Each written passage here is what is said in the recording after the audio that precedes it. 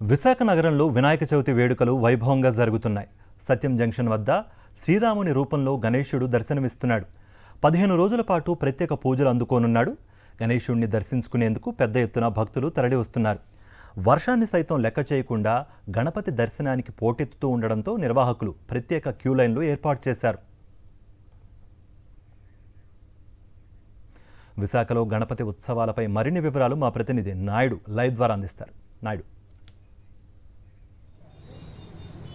కార్తీక్, విశాఖ నగరంలో వినాయక చవితి వేడుకలు అంగరంగ వైభవంగా జరుగుతున్నాయి. వర్షం పడుతున్నప్పటికీ కూడా భక్తులు పెద్ద సంఖ్యలో వచ్చి స్వామివారిని దర్శించుకుంటున్నారు. ప్రస్తుతం మనం సత్యం జంక్షన్ దగ్గర ఏర్పాటు చేసిన వినాయక మండపంలో ఉన్నాం. ఇక్కడ శ్రీరాముని రూపంలోనే వినాయకుడిని ఏర్పాటు చేశారు నిర్వాహకులు. పెద్ద సంఖ్యలో భక్తులు వచ్చి స్వామివారిని దర్శించుకుంటూ ఆశీస్సులు కూడా తీసుకుంటున్నారు.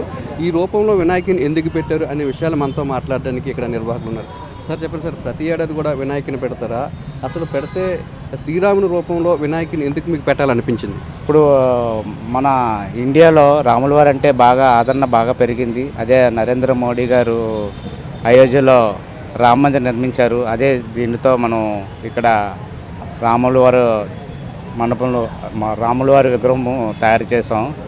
అదే భక్తులు వరుసైన చాలా ఎక్కువగా తండాలుగా వస్తున్నారు.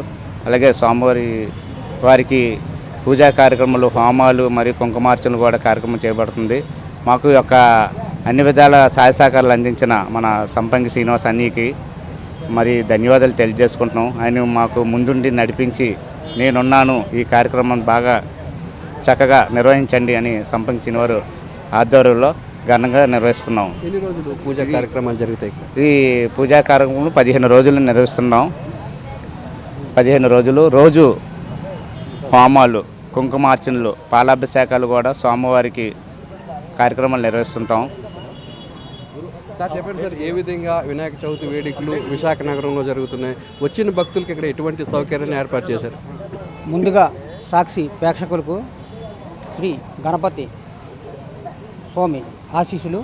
అలాగే ఈరోజు మా సత్యం కోడలో మా కమిటీ సభ్యుల సమక్షంలో ఈరోజు భారీ ఎత్తున వినాయకుడిని పెట్టడం జరిగింది. అలాగే అతిపెద్ద సెట్ మండపంలో వేయడం జరిగింది.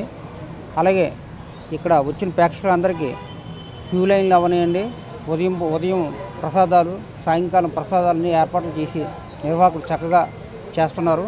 అలాగే ప్రతిరోజు హోమాలు, యజ్ఞాలతో స్వామివారి ఈ 15 రోజులు కూడా నిర్వాహకులు పెద్ద ఎత్తున భారీ ఎత్తున ఈ ఏర్పాట్లు చేయడం జరిగింది. అలాగే ముఖ్యంగా ఒక 1 వీక్ తర్వాత భారీ ఎత్తున ఒక 5,000 మందికి అన్నదాన కార్యక్రమం, అలాగే అనుపు కార్యక్రమం కూడా మా కమిటీ సభ్యుల సమక్షంలో ఇవన్నీ జరుగుతాయని మేము తెలియజేస్తున్నాము. అలాగే స్వామివారి ఆశీస్సులు ప్రజలందరికీ ఉండాలని మనస్ఫూర్తిగా కోరుకుంటున్నాము. ఇక్కడే నిమజ్జన కార్యక్రమం ఉంటుంది, ఎక్కడికైనా తీసుకెళ్ళి నిమజ్జనం చేస్తారు? నిమజ్జన కార్యక్రమం మన బీచ్లో ఏర్పాటు చేద్దామని అనుకున్నాం కమిటీ వాళ్ళు. ఇక్కడ మరి కొద్దిగా ఇబ్బందికర వాతావరణం ఉంటాయని చెప్పి మా రంగరావు వైభవంగా మా రామకృష్ణ పెదవాళ్ళతోలు ఎక్కడ పోలీసు వారు పర్మిషన్ ఇస్తే అక్కడ నిమజ్జన కార్యక్రమం చేద్దామని మేము తెలియపరుస్తున్నాం.